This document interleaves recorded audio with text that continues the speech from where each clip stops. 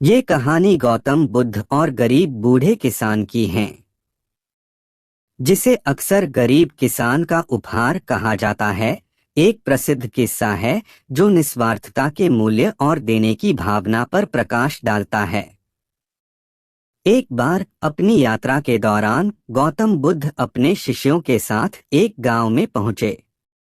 ग्रामीणों ने उनका स्वागत किया और उनके सम्मान में एक उदार दावत तैयार की गई। जैसे ही वे भोजन करने वाले थे, एक गरीब और बुजुर्ग किसान बुद्ध के पास आया।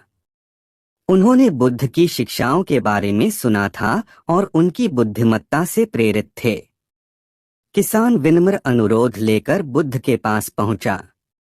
उन्होंने कहा, धन्य, मैं एक गरीब किसान हूं और मेरे पास आपको देने के लिए कुछ भी मूल्यवान नहीं है। मेरे पास मेरे खेत से ये साधारण ताजा काटी गई शलजम हैं। कृपया उन्हें मेरी भेंट के रूप में स्वीकार करें। बुद्ध, जो अपनी करुणा और लोगों के दिलों में ईमानदारी देखने की क्षमता के लिए जाने जाते हैं, किसान को देखकर गर्मजोशी से मुस्कुराए। उन्होंने शलजम की विनम्र भेंट कृतज्ञतापूर्वक स्वीकार कर ली। किसान बहुत खुश हुआ कि उसका उपहार प्रबुद्ध व्यक्ति ने स्वीकार कर लिया है।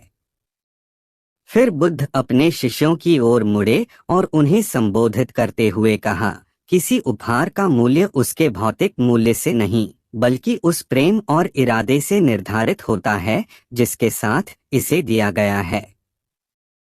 इस गरीब किसान ने शुद्ध हृदय से अपना उपहार दिया है और धर्म की दृष्टि में इसका बहुत महत्व है। शिष्य, जो शुरू में किसान के उपहार की सादगी से आश्चर्यचकित थे, उन्होंने बुद्ध के गहन संदेश को समझा। इस घटना ने उन पर गहरी छाप छोड़ी और उन्हें सिखाया कि देने का कार्य उपहार के आकार या मूल्य तक सीमित नहीं है, बल्कि इसके पीछे के इरादे और ईमानदारी से सीमित है।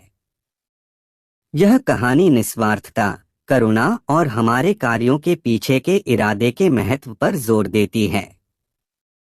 यह हमें सिखाता है कि शुद्ध हृदय से दिए जाने पर सबसे सरल और सबसे विनम्र प्रसाद भी बहुत महत्व रख सकता है। गरीब बूढ़े किसान का शलजम का उपहार उदारता के अभ्यास और वास्तविक मूल्य की समझ में एक शक्तिशाली सबक बन गया। गौतम बुद्ध और गरीब बूढ़े किसान की कहानी एक प्रसिद्ध और पोषित कहानी है जो ज्ञान, करुणा पर बुद्ध की शिक्षाओं पर प्रकाश डालती है और सभी प्राणियों का अंतर्संबंध,